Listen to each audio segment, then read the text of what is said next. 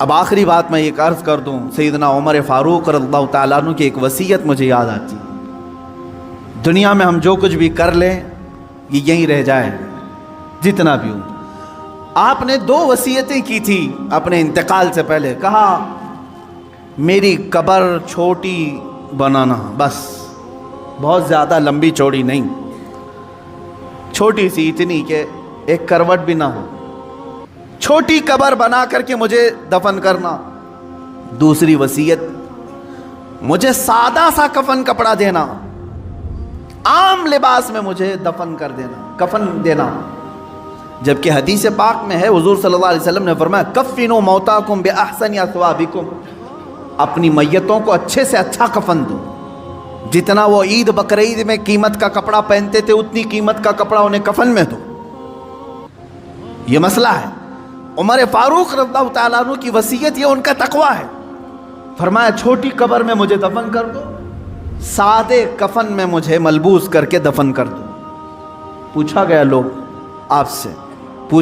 نے آپ سے کہ ایسا آپ کیوں فرما رہے ہیں؟ توجہ چاہتا ہوں، یہی 2 چیزیں ہمیں ہمارے مقصد تک لے جا سکتی ہیں۔ فرماتے ہیں اے لوگو، اگر تم نے مجھے امیر المومنین سمجھ کر کے، بڑا سمجھ کر کے بڑی لمبی چوڑی قبر کھود دی، شاندار قبر بنا کر کے دفن کیا، ہونا کیا ہے؟ تم دفن کر کے ادھر جاؤ گے، اگر میرے اعمال میں ایک بھی عمل میں میں پکڑا گیا تو یہ تو پوری چوڑی قبر بھی دبا کر کے میری ہڈی پسلیاں توڑ دے گی، دیواریں دبائیں گی، کیونکہ حدیث پاک میں ہے وقتۃ القبر حق، قبر کا جھٹکا دینا حق ہے، ہر ایک کے ساتھ ہوگا۔ سیدنا عمر فاروق فرماتے ہیں یہ قبر کی دیواریں تو ہڈی پسلیاں توڑ دیں گی اگر میں کسی عمل میں پکڑا گیا، اور رہی بات چھوٹی قبر تم کھود کر کے مجھے دفنا رہے ہو، اگر مولا تبارک و تعالیٰ کے ہاں میں پاس ہو گیا، میرے اعمال نکل گئے، تو تمہارے کھودنے کا کیا، اللہ اتنی کشادہ کرے گا کہ جہاں تک نگاہ جائے وہ تو تم کھود بھی نہیں سکتے، اتنی بڑی میری قبر بن جائے گی۔ اسی لیے میری قبر کا دار و مدار زندگی کے اعمال پر ہے،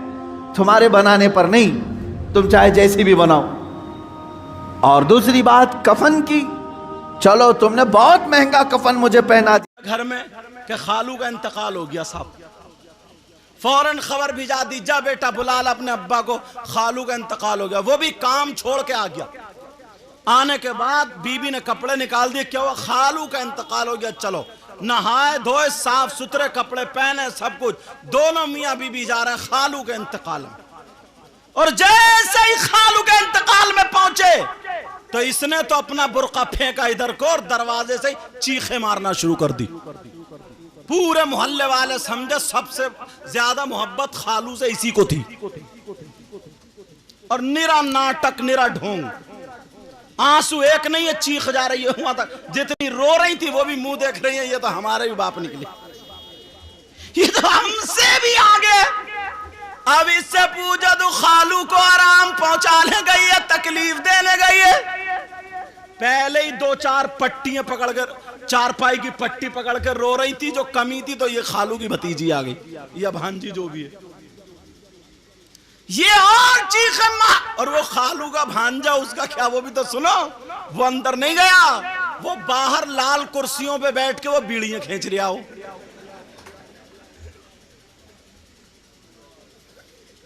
کائے کو تم نے کام چھوڑا تھا اپنا،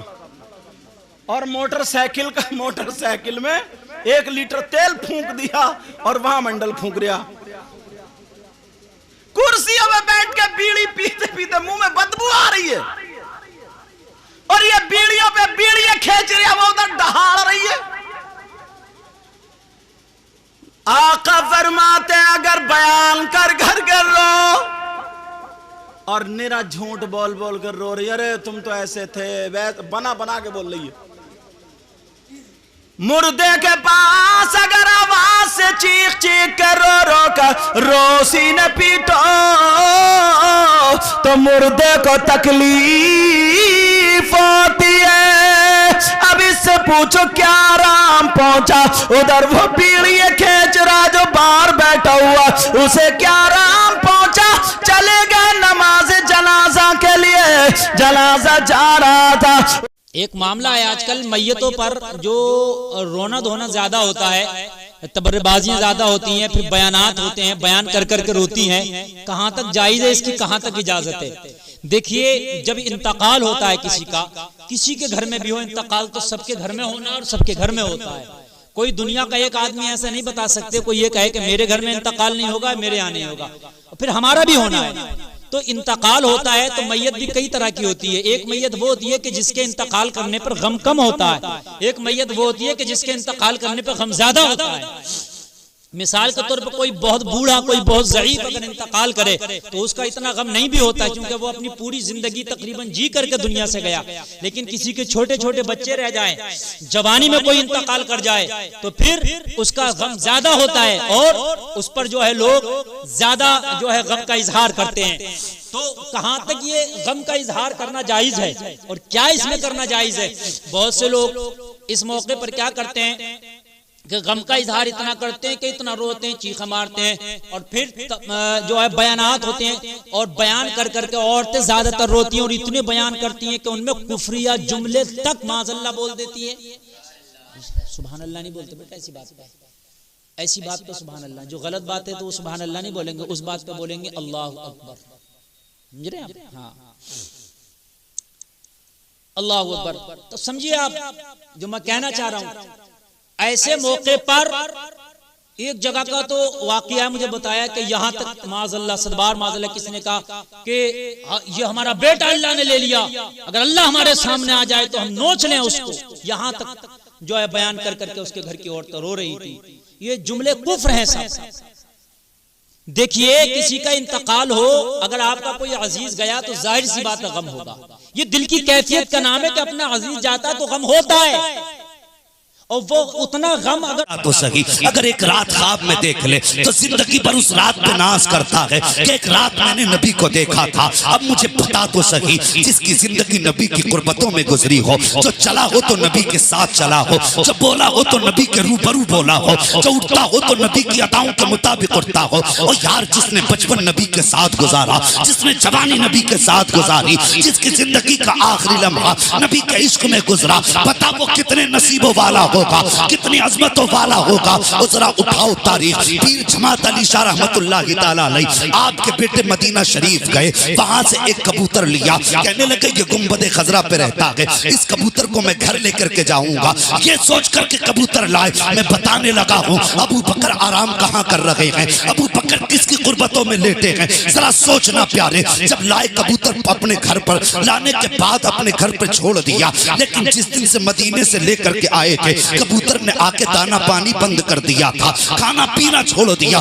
گردن جھکا کے کونے میں بیٹھا رہتا تھا۔ اللہ اکبر، کسی نے جا کر پیر جماعت علی شاہ رحمت اللہ تعالیٰ علیہ سے کہا حضرت آپ کا بیٹا مدینہ شریف سے کبوتر لے کر کے آیا ہے، اور جب سے کبوتر آیا ہے اس نے یہاں آ کے کھانا چھوڑ دیا ہے، پانی چھوڑ دیا ہے۔ جب اتنا سنا جلال آیا پیر جماعت علی کو، جیسی جلال آیا ہے اپنے بیٹے کو ڈانٹا، کہ تیری ہمت کیسے ہو گئی نبی کے دربار سے کبوتر لانے کی، جا اسے لے کر کے مصطفیٰ کے مزار پہ واپس چھوڑ کے آ جا۔ اللہ اکبر، جب آپ کے شہزادے اس کبوتر کو لے کر کے گئے اور گنبد خضرا کے قریب پہنچے ہیں، جانے کے بعد آپ نے کبوتر کو چھوڑا، یہ سوچ کر کے چھوڑا دیکھو یہ کہاں جائے گا، اس کا مرض، اس کا جانے کا راستہ کدھر ہے، کیا یہ اپنے بچوں سے بچھڑنے کی جدائی میں افسوس میں تھا، یا اس نے اپنے پارٹی والوں کو چھوڑا، اپنی برادری کو چھوڑا، اس لیے یہ غمزدہ تھا۔ آپ فرماتے میں نے کبوتر کو چھوڑا، کہتے وہ گھونسلے کی طرف نہیں گیا، اس کے جیسے سینکڑوں کبوتر بیٹھے تھے،